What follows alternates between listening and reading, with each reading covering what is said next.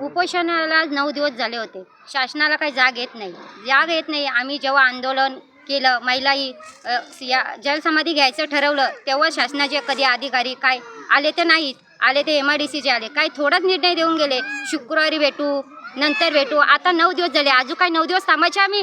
तुम्ही उपोषण करून बघा ना, काय असतं तर उपोषणाची ताकद. तुम्हाला 1 दिवस तर राहू शकता का तुम्ही? 9वा दिवस आला तरी तुम्ही अजून काय हालचाल करत नाही. मग आम्ही काय करायचं? पाण्याच्या टाकीवर नाही चालायचं, मग कशावर चालायचं? अजून काय करायचं ते तुम्हाला दाखवू का काय करू ते? शेतकऱ्याच्या मागे लागू नका. शेतकरी येडा असतो. तो स्वतःच्या जीवाची सुद्धा पर्वा करत नाही. ज्या टायमाला वेळ येते ना, जीव पण द्यायला तयार असतंय. नेहमी आम्ही उपोषणच करत राहायचं का? इंग्रजांच्या काळात तेव्हा आपल्या देशातलं काही जवानांना यांना उपोषण करायची वेळ आणली होती. तीच वेळ आता आमच्यावर आणली. दुसरा उपोषण झाला. नेहमी उपोषण. शेतकऱ्याने का शेताचे स्वतःच्या याच्यासाठी भांडत राहायचं? आमची जमीन आहे, आमच्या पोराबाळांचा हक्क आहे. आमच्या तोंडातलं तुम्ही घास काढून घेत असला तर त्याची काय आम्हाला गरज आहे उपोषणाची?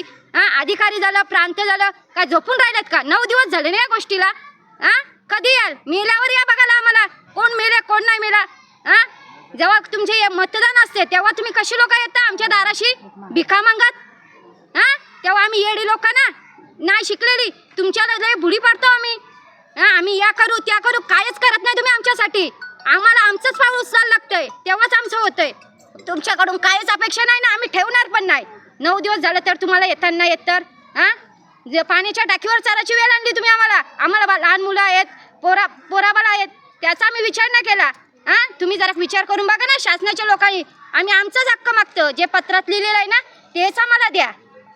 आज उपोषणाचा 9वा दिवस आहे, तरी प्रांताचे किंवा शासनाचे लोक आली आहेत, नुसते येऊन गेलेत. पण त्यांचा निर्णय काय आहे का? फक्त नुसते आम्हाला सांगून गेलेत. आम्हाला नुसते आश्वासन नको आहे. तो कागदपत्र जे आमच्या मागण्या आहेत ना ते आमचे पूर्ण करावं. बाकी आमचं काही म्हणणं नाही. जे आमचं ना तेच आम्हाला परत द्या. तुमच्याकडचं आम्हाला काहीच नको आहे.